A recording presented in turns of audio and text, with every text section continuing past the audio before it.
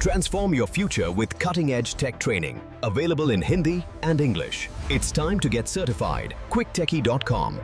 Hello और welcome back. आज के इस बेहतरीन ट्रेनिंग सेशन में हम एआई इंफ्रास्ट्रक्चर के सबसे इम्पोर्टेंट और कोर कॉन्सेप्ट्स को डिकोड करेंगे। आज हम सीखेंगे।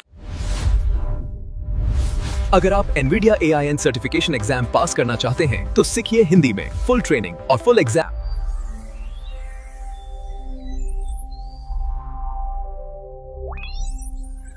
कि कैसे हजारों जीपीयूज एक साथ मिलकर काम करते हैं और कलेक्टिव कम्युनिकेशन क्या होता है।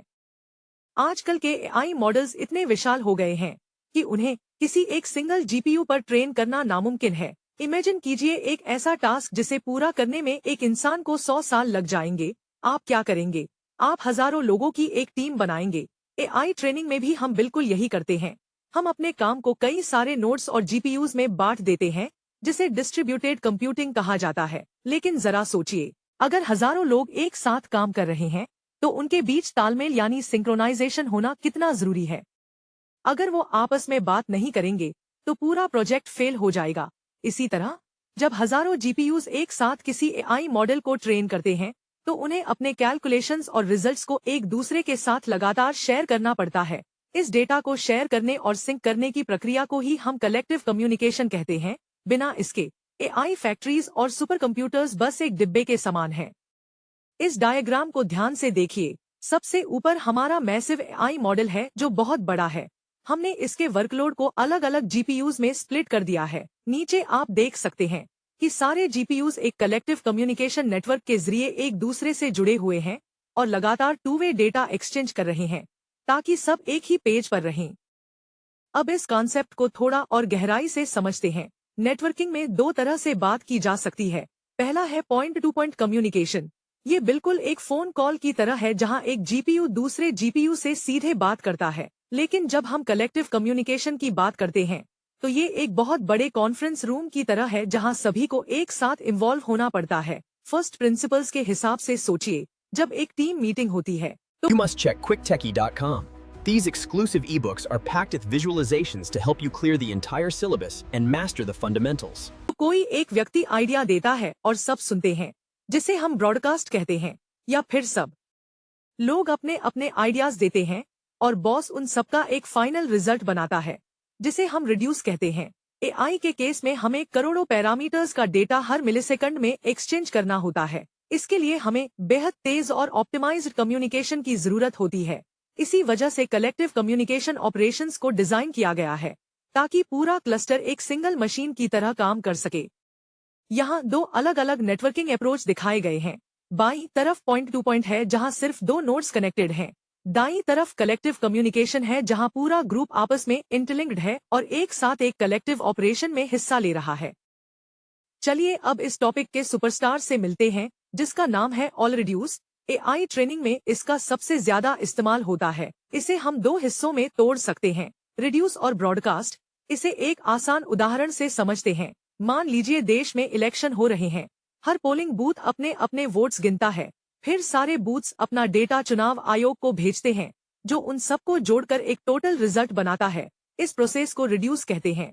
इसके बाद चुनाव आयोग उस फाइनल रिजल्ट को न्यूज के जरिए पूरे देश को बता देता है, जिसे ब्रॉडकास्ट कहते हैं। एआई की डेटा पैरेललिज्म में बिल्कुल यही होता है। हर जीपीयू मॉडल की एक कॉपी रखता है और अलग अलग डेटा पर ट्रेनिंग करता है। ट्रेनिंग के बाद हर जीपीयू अपना खुद का ग्रेडियंट या एरर रेट निकालता है। फिर ऑलरेड्यूस ऑपरेशन उन सभी ग्रेडियंट्स को जोड़कर उनका एवरेज निकालता है और वो फाइनल एवरेज वापस हर जीपीयू को भेज देता है ताकि सभी जीपीयूज अपने मॉडल को एक साथ अपडेट कर सकें। इस फ्लोचार्ट में आप देख सकते हैं कि तीन अलग अलग जीपीयूज के पास अपनी अपनी वैल्यूज हैं, ए, बी और सी। ऑलरेड्यूस फंक्शन इन तीनों को जोड़कर एक फाइनल सम तैयार करता है और वही फाइनल वैल्यू वापस तीनों जीपीयूज को दे देता है। अब यहाँ एक बहुत बड़ा प्रॉब्लम आता है। अगर हमारे पास 10,000 जीपीयूज हैं और सब अपना डेटा किसी एक मास्टर सर्वर को भेजेंगे तो उस सर्वर का नेटवर्क क्रैश हो जाएगा। वहाँ भयंकर ट्रैफिक जैम लग जाएगा। इस प्रॉब्लम को सॉल्व करने के लिए रिंग ऑलरेड्यूस एल्गोरिदम बनाया गया। इसमें हम किसी मास्टर सर्वर का इस्तेमाल नहीं करते। इसके बजाय हम सारे जीपीयूज को एक लॉजिकल रिंग या घेरे में खड़ा कर देते हैं। अब फर्स्ट प्रिंसिपल्स अप्रोच लगाइए। अगर आपको आग बुझानी है तो सब लोग कुएं की तरफ भागने के बजाय एक लाइन बना लेते हैं और पानी की बाल्टी एक दूसरे को पास करते हैं। रिंग ऑल रिड्यूस भी यही करता है। ये बड़े डेटा को छोटे छोटे चंक्स में तोड़ देता है और हर जीपीयू अपना डेटा अपने राइट वाले पड़ोसी को देता है और लेफ्ट वाले से नया डेटा रिसीव करता है। ये प्रोसेस तब तक चलता है जब तक सबका डेटा जुड़कर वापस सबके पास नहीं पहुंच जाता। इससे नेटवर्क बैंडविड्थ का 100% इस्तेमाल होता है और कोई ट्रैफिक जैम नहीं होता। यहाँ एक रिंग टोपोलॉजी दिखाई गई है जहाँ 4 जीपीयूज एक सर्कल में कनेक्टेड हैं। हर जीपीयू अपने पड़ोसी को डेटा का एक चंक भेज रहा है। इस तरह डेटा गोल गोल घूमता है और बॉटलनेक नहीं बनता। ऑल रिड्यूस के बाद अब बात करते हैं ऑल गैदर की। ये सुनने में एक जैसा लगता है लेकिन इसका काम बिल्कुल अलग है। ऑल गैदर का मतलब है सभी से जानकारी इकट्ठा करना और फिर वो पूरी जानकारी सबको बांट देना। लेकिन इसमें एक ट्विस्ट है। ऑल रिड्यूस में हम डेटा को जोड़ रहे थे यानी सम या एवरेज निकाल रहे थे, लेकिन ऑल गैदर में हम कोई मैथ्स नहीं करते। हम बस डेटा को कॉन्कैटनेट करते हैं यानी एक के पीछे एक लगा देते हैं। इसे ऐसे समझिए जैसे आप एक पॉटलक पार्टी में गए हैं, कोई पिज्जा लाया है, कोई बर्गर, कोई पास्ता। पार्टी शुरू होने पर सब अपना अपना खाना शेयर करते हैं और अंत में हर किसी की प्लेट में सब कुछ होता है। आज के मॉडर्न एआई मॉडल्स इतने बड़े हैं कि पूरे मॉडल को एक जीपीयू की मेमोरी में रखना असंभव है। इसलिए हम मॉडल के अलग अलग हिस्सों को अलग अलग जीपीयूज में रख देते हैं, जिसे शार्डिंग कहते हैं। जब कैलकुलेशन करनी होती है तो ऑल गैदर फंक्शन की मदद से सारे जीपीयूज मॉडल के सारे हिस्सों को एक साथ जमा कर लेते हैं। इस फ्लोचार्ट में इनिशियल स्टेट में जीपीयू 1 के पास पार्ट ए है और जीपीयू 2 के पास पार्ट बी है। ऑल गैदर ऑपरेशन के बाद दोनों जीपीयूज के पास पार्ट ए और पार्ट बी दोनों आ जाते हैं। कोई एडिशन या सबट्रैक्शन नहीं हुआ, सिर्फ डेटा मर्ज हुआ है। अब तक आप समझ गए होंगे कि ऑल रिड्यूस और ऑल गैदर क्या है।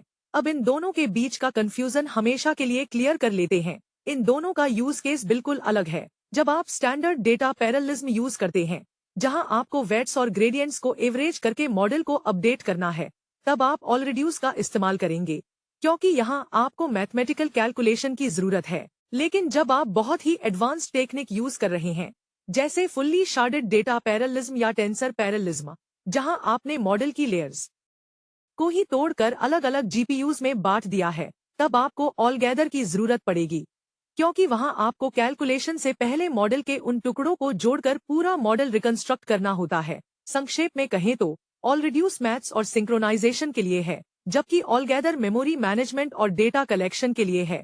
एक एआई इंजीनियर के लिए ये समझना बहुत जरूरी है कि कब कौन सा टूल यूज करना है। यहाँ हमने एक क्लास डायग्राम के जरिए दोनों का डिफरेंस बताया है। ऑल रिड्यूस में ऑपरेशन और ग्रेडियंट सिंक होता है, जबकि ऑल गैदर में सिर्फ कॉन्कैटिनेशन और शॉर्ट्स को रीबिल्ड किया जाता है। हमने थ्योरी तो समझ ली, लेकिन रियल वर्ल्ड में इस कलेक्टिव कम्युनिकेशन को फास्ट कैसे बनाया जाता है, यही एंट्री होती है NVIDIA कलेक्टिव कम्युनिकेशन लाइब्रेरी यानी NCCL की। इसे आप निकल भी कह सकते हैं। यह एक ऐसा सॉफ्टवेयर मैजिक है जो आपके एआई कोड को हार्डवेयर के साथ जोड़ता है। अगर हम नॉर्मल इंटरनेट प्रोटोकॉल्स का इस्तेमाल करेंगे तो हमारा एआई मॉडल ट्रेन होने में सालों लगा देगा। NCCL इस काम को माइक्रोसेकंड्स में करता है। ये ऑटोमेटिकली डिसाइड करता है कि डेटा भेजने का सबसे तेज रास्ता कौन सा है। जब जीपीयूज एक ही सर्वर या नोड के अंदर होते हैं तो NCCL NVLink नाम के सुपरफास्ट हाईवे का इस्तेमाल करता है, और जब डेटा को एक सर्वर से दूसरे सर्वर तक जाना होता है तो ये इन्फिनीबैंड नेटवर्क और RDMA टेक्नोलॉजी का इस्तेमाल करता है, जिससे डेटा सीधा एक जीपीयू की मेमोरी से दूसरे जीपीयू की मेमोरी में चला जाता है, बिना सीपीयू को डिस्टर्ब किए। इस फ्लोचार्ट में हम देख रहे हैं कि कैसे एक एआई फ्रेमवर्क NCCL लाइब्रेरी को कॉल करता है। फिर NCCL तय करता है कि सर्वर के अंदर बात करने के लिए NVLink का यूज करना है या सर्वर के बाहर बात करने के लिए InfiniBand का। तो इस पूरे ट्रेनिंग सेशन की समरी क्या है? जब आप ChatGPT या किसी और बड़े एआई सिस्टम को यूज करते हैं तो उसके पीछे DGX सुपरपोर्ट जैसे विशाल सुपर कंप्यूटर्स का हाथ होता है। इन सुपर कंप्यूटर्स में एआई फैक्ट्रीज का निर्माण किया जाता है, लेकिन याद रखिए, ये हजारों जीपीयूज तब तक किसी काम के नहीं हैं जब तक वो एक साथ मिलकर काम न करें। आज के समय में नेटवर्क ही असली कंप्यूटर है। अगर आपका कलेक्टिव कम्युनिकेशन कमजोर है तो आपके महंगे जीपीयूज सिर्फ इंतजार करते रहेंगे और बिजली बर्बाद करेंगे। ऑल रिड्यूस, ऑल गैदर और NCCL जैसे कॉन्सेप्ट्स ही वो ग्लू हैं जो इस पूरे सिस्टम को एक साथ जोड़कर रखते हैं। इनकी वजह से ही हम ट्रिलियन पैरामीटर वाले मॉडल्स को हफ्तों में ट्रेन कर पाते हैं। अगर आप एआई इंफ्रास्ट्रक्चर के फील्ड में हैं, तो इन फर्स्ट प्रिंसिपल्स को समझना आपके लिए गेम चेंजर साबित होगा। यह हमारा फाइनल फ्लोचार्ट है जो पूरी कहानी को समराइज करता है। हजारों जीपीयूज नेटवर्किंग और एनसीसीएल के जरिए जुड़ते हैं, ऑल रिड्यूस ऑपरेशंस करते हैं और आखिरकार दुनिया के सबसे पावरफुल एआई मॉडल्स को जन्म देते हैं। In both Hindi, accelerate your tech career. Master new skills in Hindi or English. Visit quicktechie.com.